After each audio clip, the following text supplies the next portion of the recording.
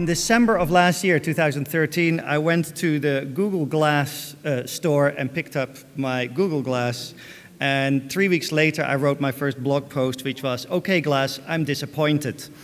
And I'm actually still disappointed. I think it's an amazing piece of kit, but it has very little utility. I have almost never felt a moment in my life where I thought, if only I had my glass on my nose at the moment. So with that framework in mind, I'm very interested in the who, why, what, and wearable of the session that we are about to see. We have a very elegant panel for you. Martin Ashby, who is CEO of SmartLife, Ima Martinez, who is CEO of Swoon Media Limited, Kate Unsworth, who is CEO of Covert Designs, and we have the incredible moderator, Mark Palmer, who's founder of Maverick Planet. Thank you. So did you put your glasses on? I didn't. Because you don't want to be a glass hole. Yeah. Right. Sorry, that's a Google statement. So can everybody hear us at the back? And we're sorry we're late. Well, can you hear us? Yep. Right, we've got a couple little things to put some context on it. We've got I'll explain who people are. So when everybody thinks, particularly in the marketing and media industry, wearables, they instantly think Nike and fitness bands and everything else. So we want to stretch you a little bit because already you're starting to be a bit constrained. So for example, there's about 65 versions of made-up versions of the iWatch on the internet. This is a version that someone's made out of what the iWatch will look like. Isn't it interesting? It's a wristband that's a watch. So already what's happened is our thinking of what something is bears out on what a previous wristband, and we'll get Martin to tell you quite how crap wristbands are compared to in a moment. This is what I do. So I run a company called Maverick Planet, and basically I muck companies up, and this is what we're going to do today. So let's take the idea of wearables. We've got overwhelming inertia, like their wristbands and their fitness. There are lots of new possibilities we'll chat to, and we've done that by putting people who've come from new possibilities, and it's your job to make some connections. We'll try to help you. Okay? That's what we're going to try and do. And you can see I was younger then, and I had more hair, and they're not Google glasses either. This is Martin Ashby. He's CEO of a company called SmartLife. Martin's company actually comes from this side, so it made stuff for the military and for medical people, and then Martin's job is now to say, all these smart people have built stuff like this, how do we turn it into other commercial things? Go on. Listen, I've asked him to do this. I'm a middle-aged man in Lycra, but this is, I'm sorry, this is our product. I could have worn the bra, it might have been more appropriate. But you'll notice these tend to just accommodate the male sector of the market. We're working with bra manufacturers as well. I'd tell you what my heart rate was. It was 136 when I sat down. It's telling me I should lie down and take a break. And interesting, the heart rate's from the heart, it's not from the pulse. It's directly from the heart, yeah. And therefore it's also sweat and also other parts of it. So think medical standard. So would you rather buy something that's actually medical standard? Would you rather buy something that's basically, if you drive down to Cornwall, tells you you've hit your run target? Okay? Kate Unsworth is CEO of Covert Designs. Very interesting background. It's worth reading Kate thing about. She had a father as a consumer electronics person, so she's a bit of a geek. Then she became a model, perfectly understandably. Then she got conflicted because she was both a model and a cake, and then she eventually goes, well, I know I can combine the two. So she's got, in the process of starting up, the first technology-orientated business that's aimed at the fashion industry. So what if you thought of what this could do? So that's one of Kate's prototype products. It is a ring. I've got a version of the male version, if anyone wants to see it later. Go there. And we'll talk about this. We had a chat about this earlier. Just go through what some things that happened when you started doing this. So, yeah, it was quite an interesting one. So we built a number of features in prototype format, and we took them out to our target market, who were kind of fashion-conscious females, not necessarily that tech-savvy. And, you know, we prototyped the same things that all of the wristbands do. So counting your calories, counting your steps, all that kind of thing. It's really easy to mock up. They weren't interested at all. They just, for them, it was actually a bit overwhelming. They felt it was too techy. They didn't know how to program it. So the result of speaking to 350 of these women was actually that we stripped back all the features. And the feature that we're launching with is the most simple one. And actually, it's the opposite to what the rest of the wearable industry is doing, which is you know, the rest of the companies are kind of enabling you to look at your notifications more easily. What we're doing is actually filtering out notifications, so we're trying to aid kind of smartphone addiction. But the interesting thing was when we took this to Silicon Valley and we talked to a lot of people, and we explained to them how we'd stripped out 2 features and we left one in because this is what our target market wanted. And they didn't understand that. Actually, in their mind, it made it a worse product.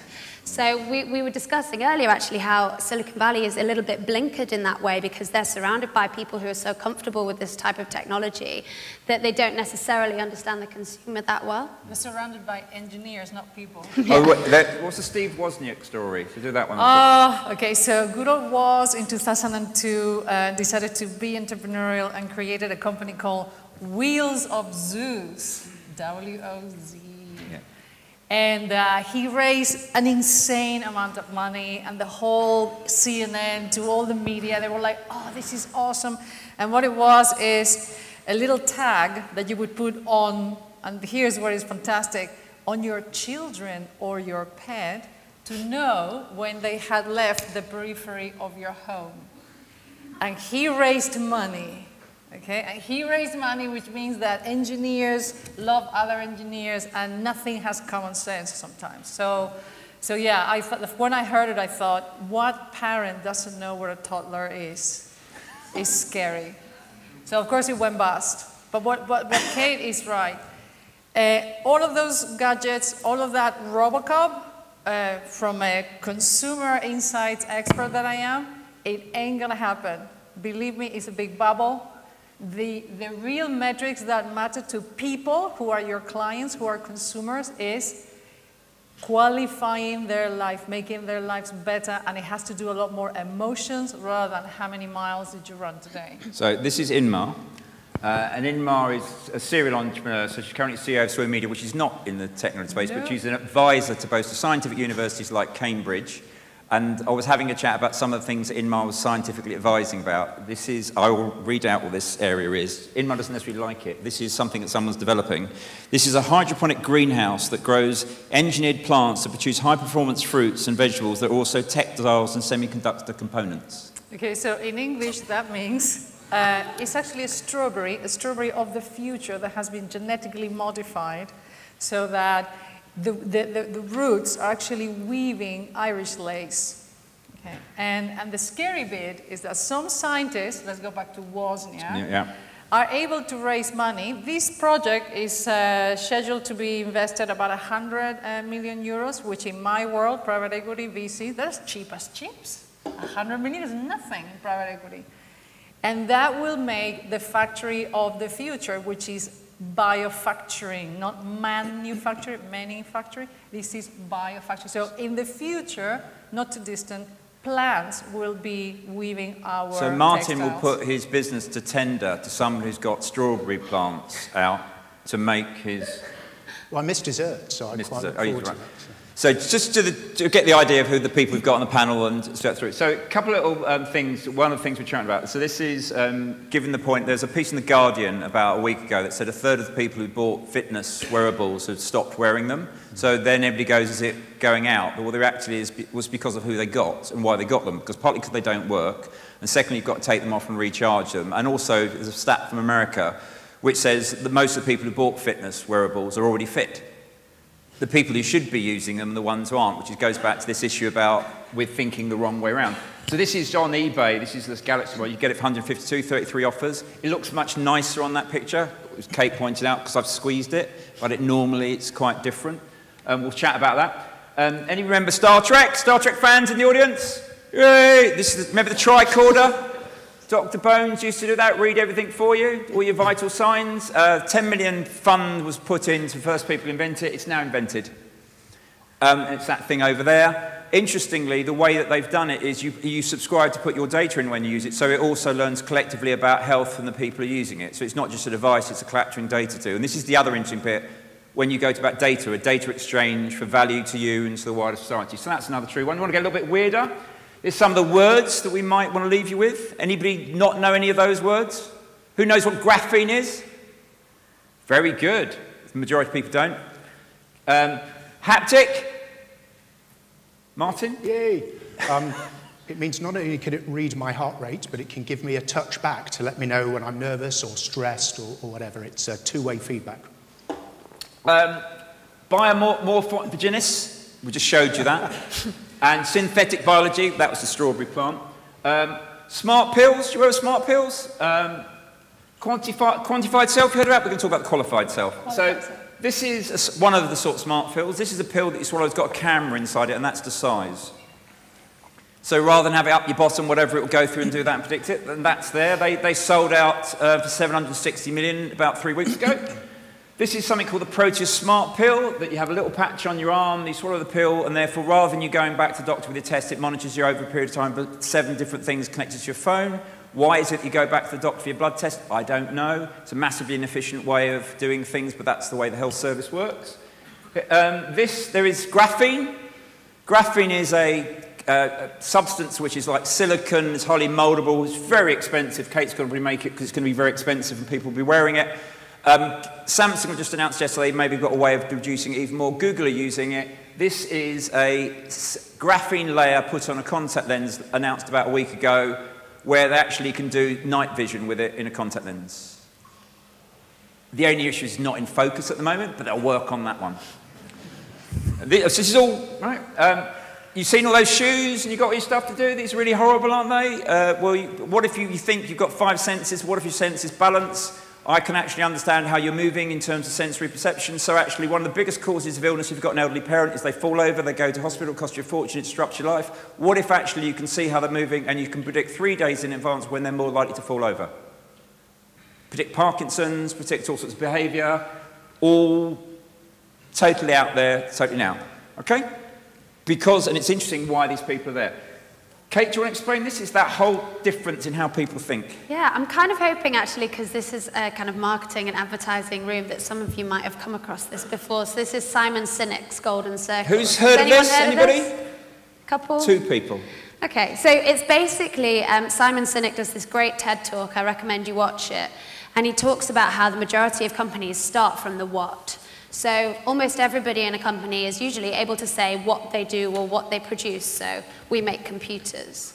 But actually, very few know why they do it. So what is their purpose? What is their cause? What is their mission? And part of my kind of view of the wearable space is that Silicon Valley has been very much starting with the what and not the why. So they've been saying, okay, given the recent technological developments, what can we make? What does this new battery allow us to do? What new features can we pack into this? But actually, that's not always what the customer wants, what the kind of consumer is looking for. And from my point of view, they should be starting with the why. They should be starting with the use case. And Simon Sinek argues that that's what Apple have done. So Apple start with the why, why they do what they do, why they put such an emphasis on design and usability rather than the what. It's the whole going back to ergonomics. Okay, so remember Steve Jobs, wouldn't it be nice that we can all fly? Wouldn't it be nice? Yeah, if. Okay, which is, exactly. And then, well, actually, yes, we can. So wouldn't it be nice if we could stop people getting Parkinson's or discover it earlier? Wouldn't it be nice? But it's about, okay, so my mantra is, the future doesn't exist. Only the now exists. Okay, let's not kick ourselves. So now, because there is like microtech, what you need to connect to is what's going on in people's mindsets. Okay, why is Breaking Bad such a cult film and it wasn't the first 2 years? What has changed in the outside? Okay, so if ignoring that, because everybody starts from it's a wearables, it's a gadget, Google Glasses, what are the underlying factors that's leading to this change? So what are the, what is it? The rise of smartphones? What? I mean, for me, the sensors have been around for well over a decade, and the issue that we've had is that you have to connect them to a laptop with wires to the laptop, and you have to carry a car battery around with you, and that's portable, and it's just never going to work. And in 2007, the smartphone came along. Even better, in 2010, Bluetooth Low Energy came along. And now we're in a world where there's much improved battery life. So portability really is, I shouldn't do this while I'm talking, should I? Really is true, but somewhere here I've got the, has it fallen off? Dropped it. So that's portable. This in your back neck is portable. And all of a sudden it allows us to answer a why, which is, for me, What can I do to understand more about myself? What can I do to make sure that I'm safe, that make sure my family's safe, that make sure I'm well aware of something that could happen? So from that perspective, the why for me is driven by the fact the smartphone's there, the sensors are there, the batteries are there, and there's a massive interest in ourselves. Was it the interest in Twitter? But it's not that there are machines out there, because we know that sometimes you come up with a product and nobody wants to buy it. What has changed in recent years is that because humans cannot control the society they have created, remember, banks going bust, then the church in huge trouble, I mean, everything is collapsing. Humans now are looking at what's immediately near them, the things they can control. So my family, my kids, where I work, my route to the office, and that is very precious to me. So the whole hyperlocal, have you heard hyperlocal? Okay, is what matters. Now health and well-being is in that radar. So why do I want to know my body temperature? Why do I want to have a little gadget that tells me, my God, my heart is racing today. Why do I have anxiety? It's because humans, consumers now want to be empowered to control themselves. What about the prices? So Kate's ring, we were joking earlier, it's a really great ring, it's really nice, I like it, but the battery's huge.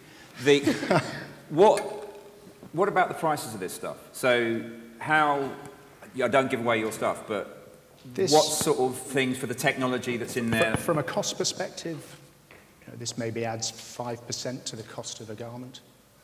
From an electronics perspective, this can retail at well below the Fitbit, the Jawbone Up, the Fuel Band. The prices have really come down, and if that's the case, why restrict this to the medical profession, and why restrict it to elite sport? Why shouldn't everybody be able to find more out about themselves by having access to something like this? So we were having a conversation about what's the market activation. So you take the assumption, if you're Unilever, that you buy a product. What if I sold you a benefit of not having sun lotion because I've got a sensor that wards it or ties you up, and I could do that with you? So if you move yourself away from what it is, you've got a different answer if you work in a different way. Already, car insurance, it's £3,000 in the UK for a teenager to drive a car first time, but you can get cheaper insurance if you're willing to restrict when you drive to what you do it that way around, if you get the idea.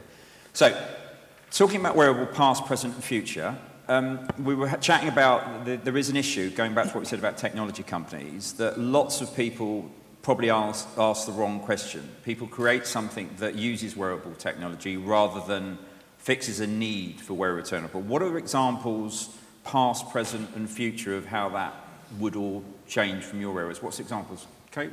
Well, I don't know. I think that is the big thing for me. So up until this point, like we've talked about, wearables have been around for ages. This technology has been around for ages, but the past version of wearable tech is really kind of just what can we create, what can we build? Let's all get in a room, a load of engineers, and what can we create? I think the future needs to be very much more consumer focused. We need to start with the why, like I said. And actually, I think the interesting point about this audience is, this is the type of audience that can help with that. So, marketing professionals and advertising professionals understand the consumer so well. And that's always the starting point. And actually, what's to say that we can't, set up some sort of system whereby, you guys are the ones working with the clients and working out what the consumer wants and almost commissioning a product to the tech companies and saying to, working in a room with the engineers and saying, okay, this is what we want you to build. Because I think if we did it that way around, we'd actually come up with much more relevant types of products. And it's got to do with how brands can hijack someone else's product and then add that little value that makes all the sense. So consumer brands, the Unilevers, the P&Gs, the people that create products that make life better can totally come into the sensor industry because it's about having a better lifestyle. And it's a sector that I encourage you to look at because you already have a lot of trust from people. And if you come to add value into, I want my life to be safer, I want to feel better, then the consumer welcomes your entry. And who wouldn't want to know that? Yeah, I mean, there's some fantastic products out there at the moment, 250 million units of Fitbit and Fuel Band and Jawbone Ups and the likes. They're doing really well, but it's an algorithm. Yeah, all that tells you is, I'm guessing that you're probably walking, and if you're Mr. Average, then you're probably consuming this many calories, and this is how many steps you've taken.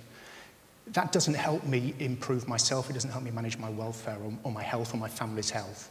If I can pick up heart rate, I've got some idea of how I'm comparing to what I am as for my average heart rate. So all of a sudden, Mr. Average is no longer who I am creating my own Mr. Average. And then we're in a position where if I can overlay respiration on that, and this does, the whole world opens up to you, because let's forget sport now, let's think about stress. I've got a heavy breathing rate, my breathing rate is thankfully quite slow, but my heart is high. If I combine a high breathing rate and a high heart rate, I'm stressed. Yeah, I need to walk out of that situation. I maybe need to go to yoga. I maybe need to advise to sit down and have for hot agencies, chocolate. do you want to buy this for the run-up to pitches? Everybody in the pitch, can you please wear this? We were chatting earlier, one of the medical things. So the most common cause of people to die of a heart attack, who've had a man's heart operation, he has all the symptoms and he ignores it because his ego ticks in. What if you disrupt that system? What if the doctor tells you you've got the symptoms? Take it one stage forward to geolocator, the ambulance turns up. All completely possible if you relook at what the systems is. And once you start, anybody know Francis Mwamba? He was a Bolton player who had a heart attack on the football pitch, and he was dead for about 90 minutes. The FA banned the use of that technology on players on the pitch, but they use it all the week. So had they had it allowed, they'd have had the signs that he was about to have a heart attack before his heart attack, and away you go. But, do you know, the last 30 years, 88 professional athletes have died during competition, which it's doesn't banned sound a by lot. sports. But it's not just about medical reasons. I'm always like, consumer. Biogenetics. We as humans, living in cities, in big metal structures, we have lost connection to nature, to our old selves, where our senses were very, very good, okay? And if you look at how animals read data from the outside with their senses, in the tsunami in Thailand, 3 days before the tsunami, all the wildlife took off. No single animal died with the tsunami because they sensed that something awful was coming their way. Sensors today are small, they are in a ring, they can be behind my ear in a little sticky, and what they will create for consumers with apps and mobile apps is a better sensorial feel of what's around them. Am I getting down with a cold? Because 3 days ago I started having body temperature differing. All of that, if a brand jumps on this, okay, and it's a consumer brand with respect from consumers, they can totally come into the sensory industry, even if they're like baby food or clothing, because it's open for a trusted brand to come along. Yeah. Do you want? We've got other questions. Anybody got any key questions to ask the panel while they're here? Because often we're conscious we haven't been asking people questions. If you haven't, I will happily carry on. Can you at the back? Can you? I don't know if you've got a mic. If not, just shout. Say your name and company, please. Hi there. I was wondering this maybe... Name and company? Emmanuel from Omnicom Media Group. Thank you. Yeah. So you were actually pointing a good issue. It is really fantastic that we can now count our body metrics. Really interesting. But at the end of the day, as a consumer, as a human, I don't take really advantage of like knowing how many steps I took during the day. So I was wondering if wearable technology one day may, for example, improve our human capabilities, like we can see more far away, like a lens that allowed us to see far away, or something that allowed us... Okay, so I've got it. So does it mean that it's not just in counting what we are, does it allow us to improve what we could do or enhance capabilities? A bilateral, remember we were chatting you one that might have the end that might be quite interesting to... Yeah, so I was mentioning at lunch actually that in an ideal world for me, in 3 to 5 years, I would want to use wearables in order to basically have a self-organizing diary. So I have this piece of software on my computer called Rescue Time, and it monitors basically how I'm spending my time. And certain weeks I spend 8 hours a day basically organizing my meetings. And it's obviously really bad use of my time, but what if my calendar could do that itself? And what if my calendar could use my biometric data to do that? So, you know, if I was doing some financials and was getting really sleepy, but I had a really important meeting afterwards, it would order me a coffee from the cafe downstairs. Or if I was really, really stressed and being really unproductive, it would see that I've got a gap in, you know, 2 p.m. in my diary and book me a yoga class. Or, you know, if I was really hungover or, you know, drunk, worse, that it would cancel my meeting, it would move it. And, you know, it could cross-check with other people's calendars, and it would just basically organize itself and use the readings from my body based on how I'm feeling that day to make sure I'm using my time most efficiently. Martin, so the concept, could it, you know, how could it enhance? So rather than it's just counting, what could it do to improve or extend or... In the next 3 to 5 years, I think it's going to be about haptic. Yes, and the reason I say that is because you've got a haptic company. Because I've got a haptic company, yeah. is probably threefold. I did promise Mark there was only one, but the first one is if I can give an impulse to people. If I'm standing here in 3 years and invited back to talk to you, and some of you appear to be nodding off, I can give you a little prod, because actually, whether you like it or not, this is where the new world is going to. The data, biometric data on the consumer's emotional state is where it's going to. Probably even more importantly for most of you out there, while you're in the meeting, you can get a little tap that tells you your kids are all right, that tells you they're sleeping okay, that tells you your firstborn child is sleeping well and is breathing well. Even more importantly, it's probably going to tell you that your parents, your elderly parents at home, haven't fallen over. They feel much less, they feel very relaxed, you know where they are. So haptic is where it's at. And don't forget, this isn't just about you, this is about all of your family and all of your loved ones. The other one, which is the one we sort of segue back to the one earlier, the ability to use it predictively. So because you're capturing data about things, you then can learn the things that predict when something bad might happen to get you to avoid it. Yeah. So in the same way you're inclined to hit a car because your senses are not as good as you think. Yeah. The ability to use that, so as it learns, so actually what happens, it starts giving you feedback, warning you, or giving behaviourally stuff to do, so you actually, and this big thought of actually, what if you prevent, what's the value in prevention over treatment? The whole of the marketing industry is based on selling you drugs and treatment. What if I sell you prevention? And what if you buy that prevention because it's useful for you? So probably the biggest one that we were discussing earlier is that concept, which goes back to your well-being. And yeah, I mean, if you are a GP, you know that fever tells you I'm fighting something, okay? I'm fighting an alien. And pain tells you stop what you're doing, rest, something is wrong. Those are the two things you're guided when you're a doctor, okay? And fever tells you about, disease. So why not learning that ourselves to start managing how we conduct ourselves better? So okay. It's as simple as that. So so if we go to this whole bits data and it's all fine, what's your scary worry? So do you like those plants? No, because I am an eco-techno person, and after exploiting children and women in Victorian times in factories, I don't want plants to be exploited. So I want. So is it good, or is there a worry? I would like a silicone that is laced. Why a plant has to make it? That woman is like off her rocker, you know. What's your big worry? You know, I'm not sure that I want my health insurance company knowing every time I eat a Big Mac or drink a glass of wine or smoke a cigarette. And, you know, similarly, I'm not sure I want... She had 4 plates at lunchtime. Yeah. We're not joking here. She pretends she's eating a salad, then she sneaks away and has a lasagna, and then she goes and has a strawberry tart.